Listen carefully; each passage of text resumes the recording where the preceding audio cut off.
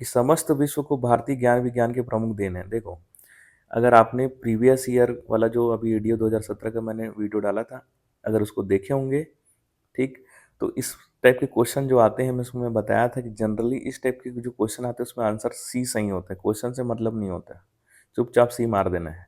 ठीक है, फिर भी आप पढ़ो कि समस्त विश्व को भारतीय ज्ञान विज्ञान के प्रमुख क्या देन थी। अभी बेसिक है, शून्य का प्रयोग भी हम नहीं, शून्य का प्रयोग तो हम नहीं सिखाया था, मतलब प्रयोग शुरू हम नहीं किया था, और दशमलव पद्धति का भी आपको पता है तो ठीक है, क्योंकि बेसिक क्वेश्चन है ये, और नहीं पता है तो मैं आपको बताया था पिछले वीडियो में कि जनरली इसका सी आंसर सही होता है। ठीक, देखो, पूछ रहे हैं यदि उपराष्ट्रपति का पद कार्यकाल पूर्ण होने से पहले ही रिक्त हो जाता है, तब उपराष्ट्रपति के रूप में अगले व्यक्ति के लिए चुनाव हो जाना चाहिए।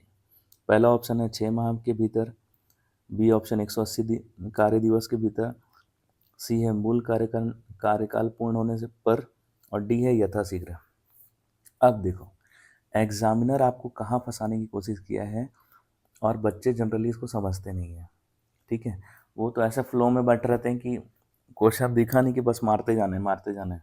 ठीक है, ऐसा नहीं करना है बिल्कुल, आपको क्वेश्चन को ध्यान से पढ़ना है, और इजी क्वेश्चन को खासकर और ध्यान से पढ़ना है, क्योंकि इजी क्वेश्चन जो होता है उसका ऑप्शन कठिन होता है, ये याद रखना, और कठिन क्वेश्चन का ऑप्शन इजी होता है।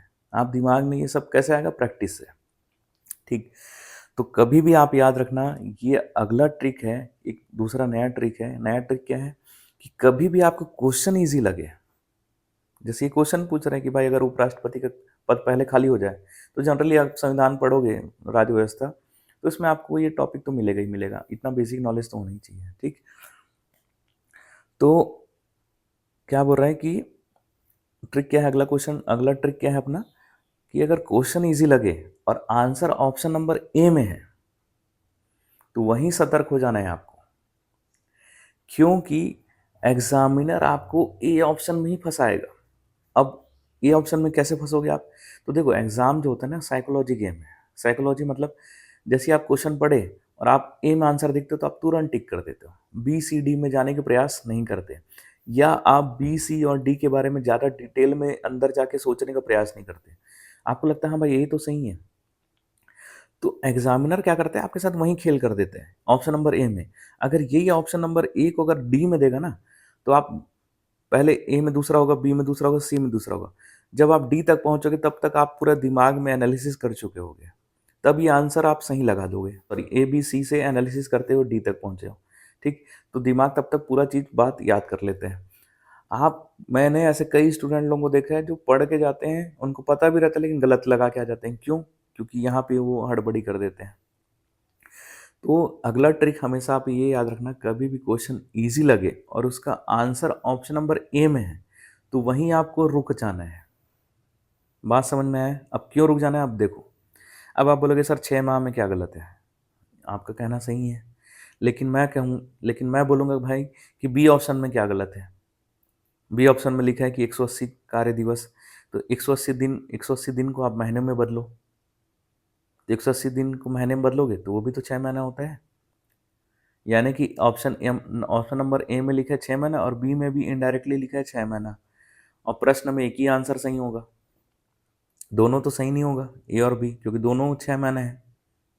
तो अधिकतर लोग, और जिस स्टूडेंट ने एग्जाम दिया है उसने भी ए मार्क है, तो ए और बी तो बिल्कुल नहीं है। क्यों नहीं है? क्योंकि आपने ठीक से ध्यान से पढ़ा नहीं, क्योंकि दोनों ऑप्शन में 6 महीना ही लिखा है। ठीक, अब आ जाते हैं ऑप्शन नंबर सी में, मूल कार्यकाल पूर्ण होने पर। उपराष्ट्रपति का जो कार्य होता है केवल राज्यसभा की अध्यक्षता करना होता है। ठीक, अब राज्यसभा की अध्यक्षता के लिए इसको उपराष्ट्रपति तो बनाया नहीं है, इसको मेन इसका उद्देश्य था कि राष्ट्रपति के अचानक बीमार पड़ जाए, मृत्यु हो जाए, उसके लिए रिजर्व में रखे थे कि मान लो अचानक से राष्ट्रपति को कुछ हो जाए तो तुरंत राष्ट्रपति का पद खाली नहीं रह सकता भारत में। ठीक है, राष्ट्रपति का ऐसा पद है जो कभी भी खाली नहीं हो सकता, तो राष्ट्रपति का अचानक मृत्यु हो जाए तो तुरंत हम इसको उपराष्ट्रपति को कार्यभार सौंप देते हैं। ये बात समझ में आया? क्योंकि राष्ट्रपति के नाम पे ही सरकार पूरा कार्य करती है देश में। ठीक है, अंतर्राष्ट्रीय संधि समझौते करने राष्ट्रपति के नाम पे होंगे। जितने भी सरकार की योजना ये काम चल रहे हैं सब राष्ट्रपति के नाम पे होते हैं। यानी कि राष्ट्रपति का पद तो खाली नहीं हो सकता। यानी कि राष्ट्रपति की मृत्यु हो जाए तो वो कौन संभालता है पद कार्यकारी राष्ट्रपति के रूप में? वो संभालते हैं उपराष्ट्रपति। ठीक, मान लो आप कहोगे कि भाई उपराष्ट्रपति भी नहीं है तो, यानी कि मान लो दोनों अभी प्लेन क्रैश में निपट जाते, तो फिर कौन संभालता? फिर वो संभालता सीजेआई, ठीक है, सुप्रीम कोर्ट के मुख्य न्यायाधीश। ठीक, आप बोलोगे तीनों निपट जाते तो फिर जो सुप्रीम कोर्ट के जो वरिष्ठतम न्यायाधीश होते हैं वो इस पद को संभालते हैं और यही लास्ट है। अब आप बोलोगे कि सुप्रीम कोर्ट के वरिष्ठतम न्यायाधीश सब के सब निपट जाते तो फिर वो कयामत का दिन होता, मतलब फिर तो उसके बाद दुनिया ही नष्ट होने वाली होती है। ठीक है, बात समझ में आया? लेकिन यहाँ पे राष्ट्रपति के बारे में नहीं पूछ रहे हैं, यहाँ पे पूछ रहा है उपराष्ट्रपति के बारे में। तो मैंने आपको बताया कि उपराष्ट्रपति का पद कोई बहुत महत्वपूर्ण वाला पद नहीं है। क्यों? क्योंकि इसका मेन मुख्य कार्य ऐसा कोई बड़ा कार्य नहीं है। इसका मेन कार्य अभी क्या है?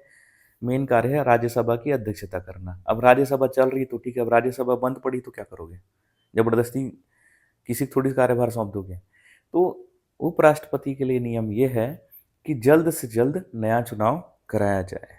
ठीक है, वो इसका कार्यभार हम किसी को जनरली नहीं सौंपते हैं। मान लो राज्यसभा चल रही है तो वो उपसभापति को सौंप दिया जाता है उसका पद। ठीक है, तो इसका आंसर आ जाएगा ऑप्शन नंबर डी। ठीक है,